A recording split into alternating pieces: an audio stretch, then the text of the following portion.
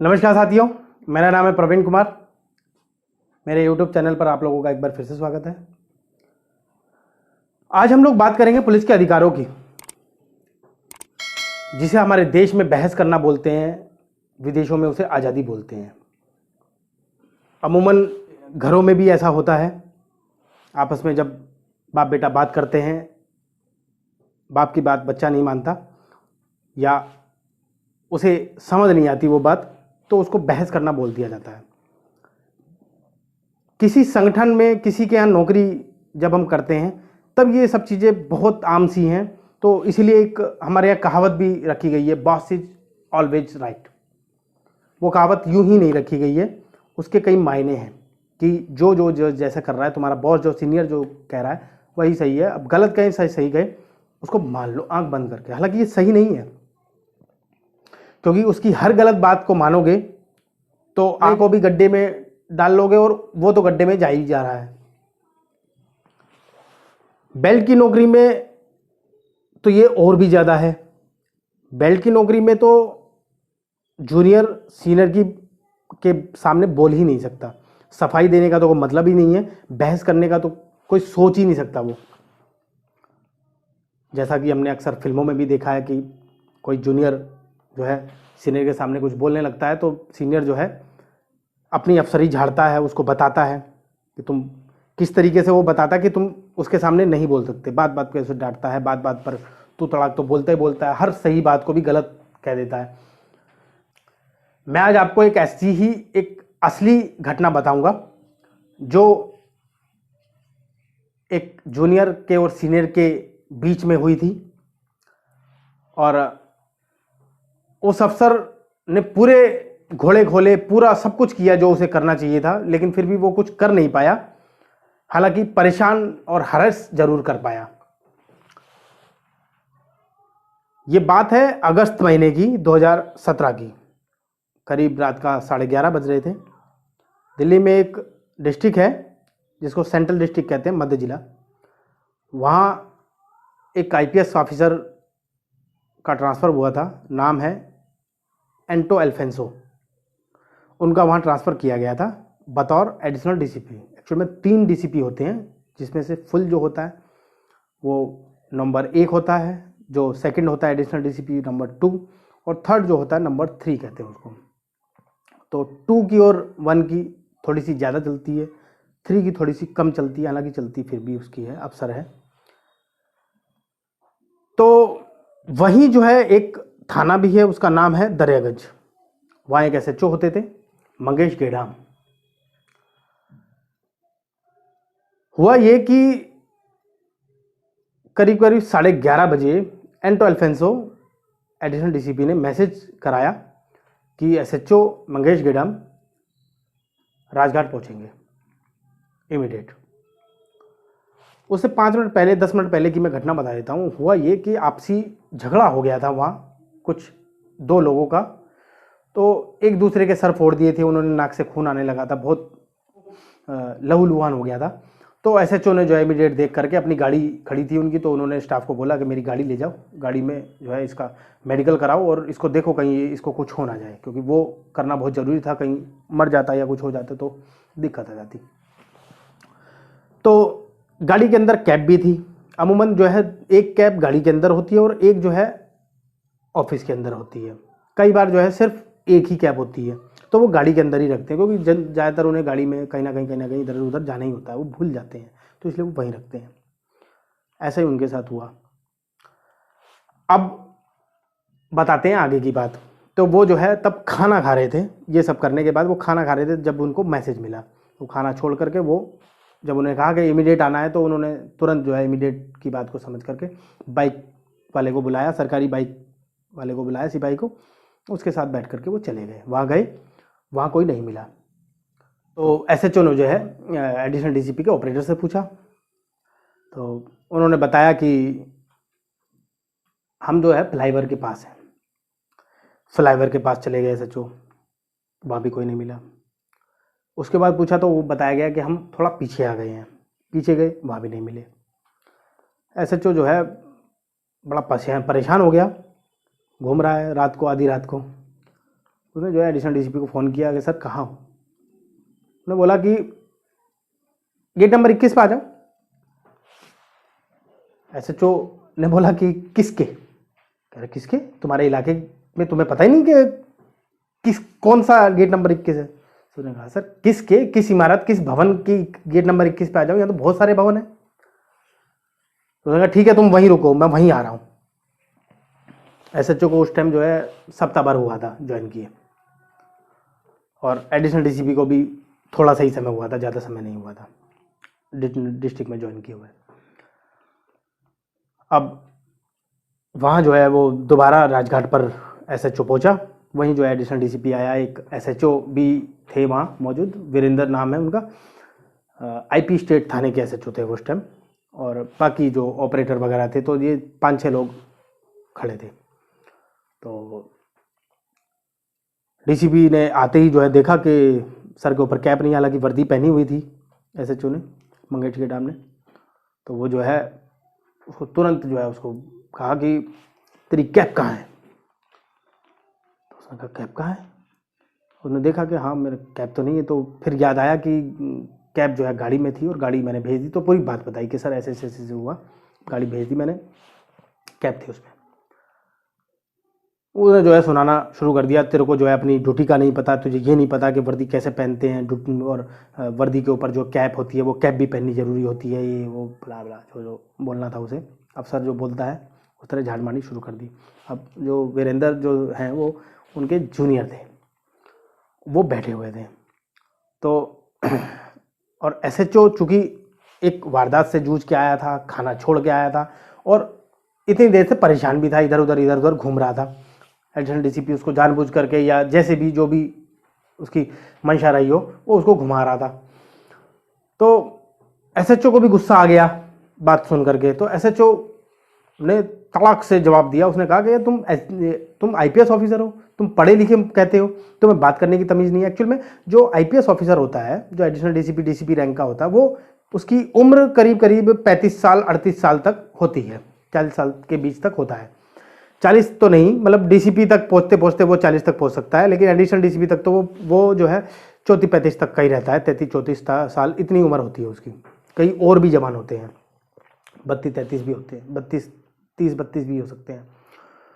और जो एसएचओ की जो उम्र होती है वो करीब करीब 48 साल, 50 साल, 52 साल इतनी होनी चाहिए, जो आज जो इस टाइम दिल्ली में चल रहे हैं उनकी मैं बात कर रहा हूँ। तो उम्र का जो फासला है वो आप अंदाज़ा लगा लो, 15-17 साल का हो गया।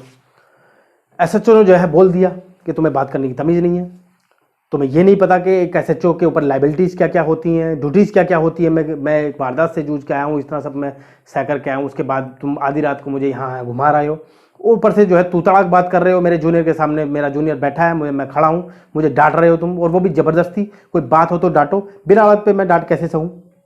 अब ये सब बातें बोल दी तो कहने लगा, हैं तुम एक इंस्पेक्टर हो और मैं जो है आईपीएस ऑफिसर हूँ, तुम कैसे बोल सकते हो आईपीएस ऑफिसर के साथ ऐसे? तुम्हारी हिम्मत कैसे हुई आईपीएस से ऐसे बात करने की?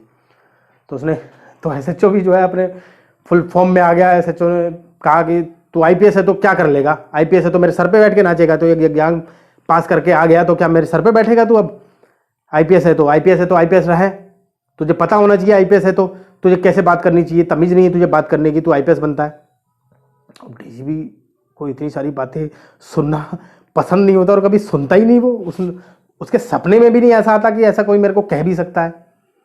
उसने जो है हाथ पकड़ा, वो बोला कि चल कमिश्नर के पास, मैं बताता हूँ तुझे, तेरी नौकरी कराना सिखाता हूँ, तेरी नौकरी खराब करता हूँ, वर्दी उतराता हूँ, फलाना फलाना जो भी कह सकता है उसने कहा। उसने भी कहा कि चल कमिश्नर के पास और मैं भी देखता हूँ कि कमिश्नर मेरा क्या कर लेगा। मैं उसको भी बताता हूँ पूरी बात और बताता हूँ कि तू जो है किस तरीके का बिहेव कर रहा है मेरे साथ पिछले 1 हफ्ते से, कैसे जो है तू तड़ाक मेरे से बात कर रहा है, मेरे को बदमाश कह देता है, कभी कुछ कह देता है, तेरी ये बदमाशी यहाँ नहीं चलेगी, तेरा ये नहीं चलेगा, वो नहीं चलेगा। हम कोई पुलिस वाले हैं तो मैं कोई बदमाश हूँ? एसएचओ थाने का जो है बदमाश होता है? किस तरह की भाषा तुम बोलते हो? तुम ही जो है हमें बदमाश कह रहे हो, सिविलियंस क्या कहेंगे? अब जब जो है दोनों की इस तरह की बात होने लगी तो एसएचओ भी जो है बीच बचाव के लिए आया, लेकिन उसको भी जो है उन्होंने साइड कर दिया। सभी वहाँ देख रहे थे खड़े होकर के, क्योंकि तमाशा बनाने वाली परिस्थिति खड़ी कर दी थी एडिशनल डीसीपी ने, तो तमाशा होना ही था, तमाशा हुआ। लेकिन बड़ी बात ये थी कि एक आईपीएस ऑफिसर को एक एसएचओ रैंक का, इंस्पेक्टर रैंक का पुलिस वाला इस तरह से सवाल जवाब कैसे कर सकता है, ऐसी बात कैसे बोल सकता है। बात ये थी, वो उसको नाक का सवाल बना गया, क्योंकि डर तो गया डीसीपी भी कि अब जब इसने कह ही दिया, मैंने इसको कहा कि मैं तेरी वर्दी उतरवा दूं, मैं तेरे को कमिश्नर के पास ले जाऊं, तो इसने भी कहा कि चल, वो भी चलने के लिए तैयार है, और वो जबरदस्ती चलने के ले जाने के लिए तैयार है कि चल, चलता क्यों नहीं, चल पीएचक्यू, अभी चलते हैं। किस टाइम चलेगा, सुबह चलेगा तो सुबह चल। तो अब मैं इसका क्या कर लूँगा, तो छटपटा के रह गया एडिशनल डीसीपी। अब दोनों जो है अपने अपने रास्ते गए। घंटे, 1.5 घंटे, 2 घंटे बाद अगले दिन, ये बात है शनिवार की, अगले दिन जो है संडे था, अरेंजमेंट ड्यूटी थी, लेकिन एसएचओ का उसमें नाम नहीं था। तो एसएचओ का जो है नाम डलाया गया, उसको मैसेज भिजवाया गया कंट्रोल रूम से कि तुम्हारी ड्यूटी है, तुम्हारा अरेंजमेंट है, अरेंजमेंट ड्यूटी करोगे। तो दिन की उसने ड्यूटी की, उसके बाद शाम की ड्यूटी की, रात की ड्यूटी की, अगले दिन फिर ड्यूटी कराई गई उससे। उसके बाद शोकॉज नोटिस के लिए फ़ोन किया गया। अब मैं बताता हूँ शोकॉज नोटिस क्या होता है। शोकॉज नोटिस ये होता है कि जब भी कोई पुलिस वाला कोई गलती करता है तो सीनियर अफसर जो है उसको सजा देने से पहले एक लेटर भेजता है, उसको शोकॉज नोटिस बोलते हैं। जब शोकॉज नोटिस का जवाब मिलता है अफसर को, वो उसको सफाई बोल सकते हैं हम। तो जब सफाई मांगी जाती है तो सफाई का के तुरंत बाद उसको सजा देने का प्रावधान है। और सफाई कुछ नहीं है, ये सब कहने की बातें हैं, ये कागजी बातें होती हैं। वैसे तो शोकॉज नोटिस देने का मतलब कि मिल गया तो इसका मतलब है कि तुम्हें सजा मिलनी तय है। अब वो पहला उसको मिल गया एसएचओ को, हालांकि उसने रिसीव नहीं किया क्योंकि वो ड्यूटी पे खड़ा था। उसको ड्यूटी पे खड़े होकर के ही पनिशमेंट सेल ने फ़ोन करके कहा कि सर शोकॉज नोटिस है, रिसीव करिए। उसने कहा मैं नहीं कर रहा, मैं ड्यूटी पे हूँ, मैं कैसे रिसीव करूँ, मेरे से ड्यूटी करा रहे हो तुम 2 दिन से, मेरे लीडर से करा लेना। अब जो है डीसीपी फिर तलमिल आ गया कि इसने बताओ मेरा शोकॉज नोटिस तक रिसीव नहीं किया। अब मैं आपको बताता हूँ कि एक अफसर जब अपनी पे आ जाए तो वो क्या क्या कर सकता है। अफसर ने पूरे घोड़े खोले, डीसीपी ने, आईपीएस ऑफिसर ने पूरे घोड़े खोले। और मैं आपको बता दूं, जो आईपीएस ऑफिसर होता है, चाहे वो एसीपी हो, वो कमिश्नर के पास जा सकता है, जॉइंट सीपी के पास जा सकता है, स्पेशल सीपी के पास जा सकता है। लेकिन जो एसएचओ है उसकी हालत खराब हो जाती है जॉइंट सीपी के पास जाने में, स्पेशल सीपी के पास जाने में, और सीपी के पास जाने के बारे में वो सोच नहीं सकता, क्योंकि सीपी का जो एसओ होता है वही डीसीपी रैंक का होता है। लेकिन आईपीएस ऑफिसर के साथ ऐसी बाउंडेशन नहीं है, वो जा सकता है। अब आईपीएस ऑफिसर ने पूरे घोड़े खोले, सभी अफसरों को बताया, फ़ोन करके सब कुछ बता दिया, सारी बातें सबको बता दी, सारे अफसरों को बता दिया, और कहा मैं ये कर दूं, मैं वो कर दूं। और पूरी लॉबी होती है आईपीएस ऑफिसर्स की। तो अब तैयारी शुरू हो गई थी कि अब क्या होगा। लेकिन एसएचओ भी जो है कफन बांध चुका था सर पे कि अब जो होगा देखी जाएगी, तूने जो करना है वो तू कर। अब इनके पास जो है परेशानियों की बाढ़ सी आ गई। डीसीपी को पूरी बात बताई गई, डीसीपी ने बुलाया, एमएस रंधावा उस टाइम डीसीपी होते थे, आजकल डीआईजी या आईजी हैं।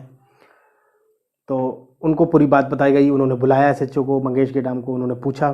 तो हालांकि अफसर समझते भी हैं, तो उन्होंने समझा पूरी बात को, उन्होंने कहा चलो ठीक है जाओ, बिना सजा के छोड़ दिया उनको, बात समझ गए वो। लेकिन सीनियर अफसरों तक ये बात पहुंच चुकी थी। लेकिन जो वो आईपीएस ऑफिसर है एडिशनल डीसीपी, उसकी वो बात मानी नहीं जा रही थी एक्चुअल में। वरना तो सस्पेंड भी करा सकता था, वो बर्खास्त भी करा सकता था, डी खुलवा सकता था, बहुत सारी चीज़ें करा सकता था उस एसएचओ के लिए। मतलब थाने में नहीं रह सकता था वो। ये वो पंगा था कि अब जो है वो थाने में नहीं रह सकता। लेकिन मैं आपको आपकी जानकारी के लिए बता दूं कि इस वारदात के भी 10-12 महीने तक एसएचओ वहाँ टिका रहा, एसएचओ शिप चली, थाना संभाला। एडिशनल डीसीपी ही चला गया 10 महीने बाद, एसएचओ नहीं गया, एसएचओ का ट्रांसफर नहीं हो पाया। क्योंकि आपका जब काम बोलता है तब जो है सारी चीज़ें छुप भी जाती हैं, कई अवगुण जो है छुपा भी लिए जाते हैं। ऐसा ही उनके साथ भी था।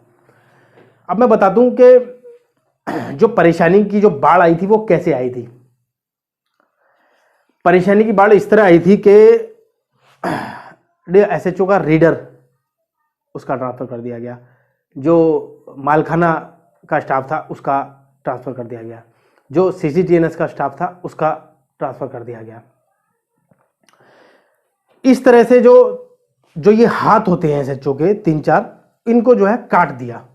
अब हालांकि ये रूटीन में होता है, ट्रांसफ़र आना कोई स्वाभाविक सी बात है, कोई बड़ी बात नहीं है, लेकिन उसके बाद जो स्टाफ जाता है उसकी जगह वो वापस आता भी है। जब आपने 15-20 आदमी दिए तो 15-20 वापस भी भेजो, वो नहीं भेजे जा रहे थे। अब एसएचओ खुद तो काम करता नहीं, यही सब स्टाफ काम करते हैं, और सबसे ज़्यादा जो काम करता है वो रीडर, रिकॉर्ड और मालखाना, यही सब जो है ज़्यादातर यही 4 जो है मेन अहम जो है किरदार निभाते हैं थाने के अंदर। सबसे फाइलों का काम सारा यही संभालते हैं।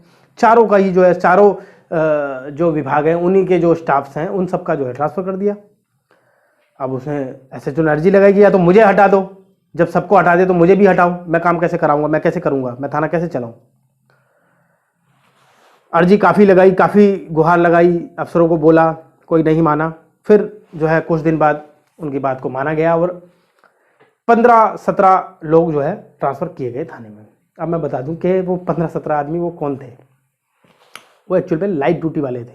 लाइट ड्यूटी क्या होती है, जिनको जो है बीमारी है, लंगड़े हैं, हाथ टूटा हुआ है, आंख से नहीं दिखता, दिमागी कोई परेशानी है, गंभीर बीमारी है, ड्यूटी ज़्यादा नहीं कर सकते, कहीं बैठ नहीं सकते, दौड़ नहीं सकते, चल नहीं सकते, तो उनको लाइट ड्यूटी में डाल दिया जाता है। वो भी पुलिस वाले 20-25 सालों से लाइट ड्यूटी कर रहे थे, वो पुलिस वाले थे, उनको भेज दिया गया कि इसको रखो। जब उसने देखा, एसएचओ ने उसके देख करके दिमाग हिल गया कि इनसे मैं काम कैसे कराऊं, ये तो सारे के सारे जो है बेकारा हैं, काम कर ही नहीं सकते, इनको मैं कहीं बिठा ही नहीं सकता, कहीं कहीं खड़ा ही नहीं कर सकता, पिकेट पे नहीं खड़ा कर सकता, रिकॉर्ड नहीं कर, किसी को कहो कि रीडर बन जा, लिख दे, तो वो कह रहा है कि मेरे को लिखना पढ़ना ही नहीं आता, मुझे तो इंग्लिश आती ही नहीं, मैं कैसे लिखूं। तो ठीक है, कंप्यूटर संभाल ले, कंप्यूटर चलाने नहीं आता जी, कैसे करूं, इंग्लिश नहीं आती, मैं कैसे लिखूं, मैं कैसे काम करूं। अब एसएचओ परेशान हो गया। अब परेशानी यहीं खत्म नहीं होती, थाने में एक ऐसा हवलदार, सिपाही हवलदार भेजा गया जो नशेड़ी था, कई सालों से नशा करता था, नशे का आदी था, दारू में के नशे में धुत रहता था। उसको 3-4 आदमी लाए थाने में, उसको कहा एसएचओ को कि सर ये साहब ने भेजा, इसकी आमद करा लो, इसका मतलब कि इसका ट्रांसफ़र हमने यहाँ कर दिया है तो इसको रख लो। अब एसएचओ ने देखा कि जिसको जो खुद अभी नशे में है, 3-4 आदमी उसको पकड़ के ला रहे हैं, तो वो यहाँ रहेगा तो क्या करेगा, वो ये तो मेरी नौकरी खराब कराना चाहते हैं। इसका मतलब वो असलियत में जो है इनडायरेक्टली कहना यही चाहते थे कि इसको रखेंगे तो जब ये कोई घटना करेगा, मान लो नशेड़ी है, किसी औरत को पीट दिया, किसी आदमी को पीट दिया, किसी के साथ बदतमीजी कर दी, मान लो एसएचओ की गिरेबान पकड़ ली नशे में, क्या कर लोगे आप। नशेड़ी आदमी का कोई भरोसा थोड़ी ना है, वो तो चाहे किसी भी जॉब में हो। तो उसने कहा भाई मैं तो नहीं रखूँगा इसको हटाओ। कह रहे नहीं सर आपको रखना पड़ेगा क्योंकि आपके पास स्टाफ की कमी है। कह रहे नहीं रखना भाई, मेरे को स्टाफ नहीं चाहिए, तुम ले जाओ इसको। भगा दिया उसको, नहीं लिया उसने। अफसरों ने बोला कि भाई इसको लो, उसने कहा सर नहीं ले दे। कह रहे ठीक है, पर लिख देंगे हम। कह रहे सर लिख दो, जो लिखना है लिख दो मेरे खिलाफ, लेकिन मैं नहीं इसको लूँगा। तो उन्होंने अनुशासनहीनता का आरोप लगा करके उसको एक और नोटिस भेज दिया। 2-3 दिन बाद एसएचओ छुट्टी पर गए, पीछे से जो एडिशनल डी के द्वारा जो है उसकी आमद करा दी गई, उसको सौंप दिया गया। हालांकि बाद में एसएचओ ने उसको बोला भी कि यार तुमने क्यों ले लिया उसको, जब मैंने नहीं लिया था, मैं मना कर रहा था, ये नौकरी खराब कराएगा हमारी, ये पागल है, जब दारू पीता है, एक्स सर्विसमैन वैसे है। तो अब वो क्या करता, उसने कहा सर साहब बोल रहे थे, अफसर बोल रहे थे, अफसरों का कहा आप टाल सकते, मैं तो नहीं टाल सकता, मेरे को तो मार माननी पड़ेगी। उसने कहा चलो ठीक है, क्या कर सकते हैं। इस तरीके से एसएचओ को खूब परेशान किया, जितना हो सकता उतना उसको परेशान किया। और मैं आपको बता दूं, जो ये इंस्पेक्टर है मंगेश गेडाम, ये वही व्यक्ति हैं जिनके एक बहुत बड़े काम पर एक कानून में संशोधन हुआ था, नोटिफिकेशन जारी किया था बाकायदा। एक 77 जेजे एक्ट होता है, जिसके तहत जो है बच्चों को किसी भी तरह का नशा बेचना, देना, करवाना, ये सब जो है सज़ा की कैटेगरी में आता है। तो 7 साल की सज़ा का इसमें प्रावधान होता है। लेकिन जो फ्लूइड होते हैं, जो थिनर होता है, ये सब उसमें नहीं आते। तो ऐसा हुआ कि एक रात जो है एक छोटे से बच्चे को, 8-10 साल के बच्चे को जो है कुछ लोग लेकर के आए, डीटीसी बस में जो है वो चोरी करता हुआ पकड़ा गया था। एसएचओ ने देखा तो वो नशे की हालत में था, तो उसने देख करके उसको जो है, पुलिस वाले तो हालांकि मना कर रहे थे, अफसर भी मना कर रहे थे, उसने कहा इस बच्चे का तुम करोगे क्या, बंद कर नहीं सकते इसको तुम। उन्होंने एफआईआर कराने से भी मना कर दिया। एसएचओ ने कहा नहीं मैं इसको देखना चाहता हूँ यार, ये नशे में क्यों है, क्या नशा किया है। उससे पूछा, एग्जामिन किया तो बताया गया कि उसने जो है फ्लूइड सूंघा है, जो पंचर लगाते ना टायर में, उस पंचर को लगाने में जो ट्यूब का इस्तेमाल होता है चिपकाने में, असल में वो नशे की ट्यूब होती है। बड़ी सस्ती सी आती है, 15-20 रुपये 30 रुपये की आती है, 20-25 रुपये की आती है, लेकिन वो नशे के लिए यूज होती है। 5-6 घंटे आराम से नशा किया जा सकता है, सस्ता नशा होता है। वो वहाँ धड़ल्ले से बिक रहा था, चूँकि नशे की कैटेगरी में आता नहीं है, सजा की प्रवृत्ति की कैटेगरी में आता नहीं है, लोग बेच रहे थे। अब उसने कहा कि नहीं भाई, मैं तो इस पर काम करूँगा, इसको, ये भी नशे की कैटेगरी में आता है, मैं इस पर काम करूँगा। अफसरों ने मना किया। जब अफसरों को पता लगा, उसने किसी की बात नहीं मानी एसएचओ ने, उसने कहा नहीं मैं करूँगा। और खूब कोशिश की, पहले भी वो कोशिश करते आ रहे थे, पिछले 3-4 सालों से इस पर लगे हुए थे। और आपको मैं बता दूं कि एक एमएम को बात समझ आई, जज को बात समझ आई, और उन्होंने उस पर कानून में संशोधन के लिए उसमें जो है लिखा, उसको लिखा कि ये नशे की कैटेगरी में आना चाहिए, ये फ्लूइड, ये जो थिनर है, ये सब भी आना चाहिए।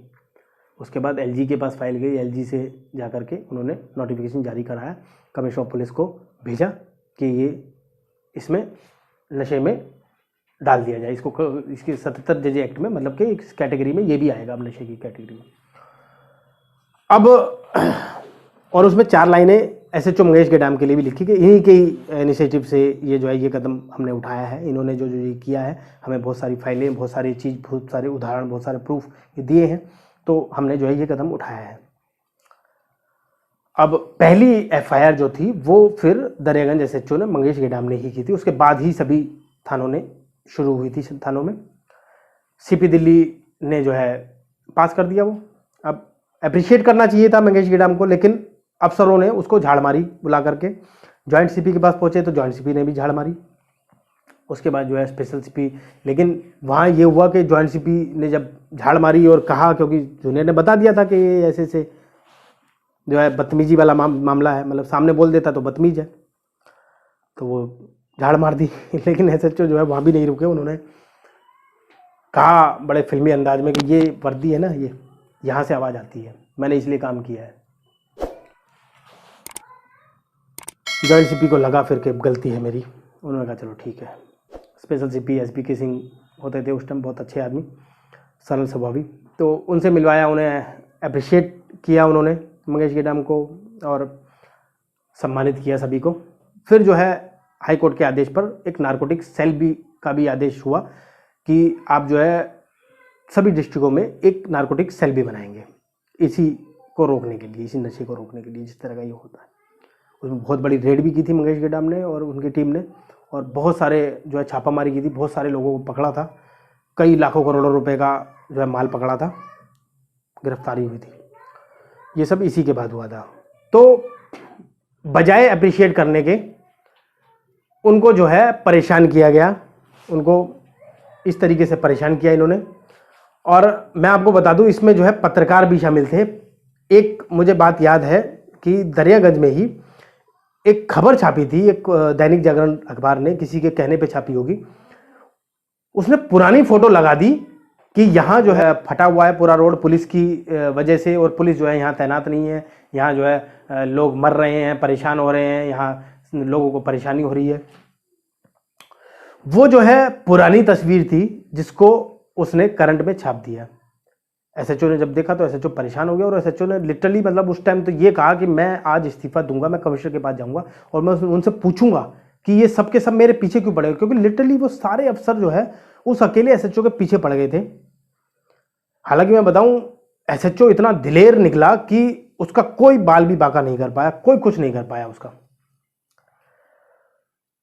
पूरा समय काटा, पूरा समय नहीं, हालांकि इस वारदात के तुरंत बाद उनको हट जाना चाहिए था, लेकिन वो नहीं हट पाए। क्योंकि जो भी मेरी वीडियो देख रहा होगा, जो इंस्पेक्टर एसएचओ एसीपी देख रहा होगा, तो उसको पता होगा कि ये सब संभव नहीं है, लेकिन उस दिन ये संभव हुआ। और संभव अगर है तो फिर जो है वो एसएचओ हटाया क्यों नहीं गया, लेकिन उनका काम ऐसा था कि उसके काम की वजह से हटाया नहीं गया। कोई भी पुलिस वाला जो है, कोई भी अफसर जो है उनको हटा नहीं पाया, और उनकी नौकरी चली 1.25 साल तक वो वहाँ एसएचओ रहे। उसके बाद जो है अपनी सिक्योरिटी में गए, क्योंकि उसके बाद तो जो है हटना था ही, तय था। लेकिन मैं बता दूं उसके बाद कहीं लगा नहीं सकते थे। लेकिन उस एसएचओ की हिम्मत देखो, एसएचओ को फिर दोबारा लगाया गया, एसएचओ फर्श बाजार। वहाँ बहुत बड़ा थाना है, वो भी बहुत बेकार थाना माना जाता है। बेकार इसलिए क्योंकि वहाँ जो है वकीलों का आए दिन प्रदर्शन और धरना और वो बहुत सारी चीज़ें रहती हैं, उनको डील करना होता है। तो इस तरह जो है वहाँ थाना संभाला और पूरा टाइम काटा। अभी भी एसएचओ वो जो इंस्पेक्टर हैं वो अब प्रमोट हो गए हैं, एसीपी बन गए हैं, और इस तरह पूरी घटना घटी। तो ये पूरी बात थी, मैंने जो आपको बताई। हम वीडियो को समाप्त करते हैं।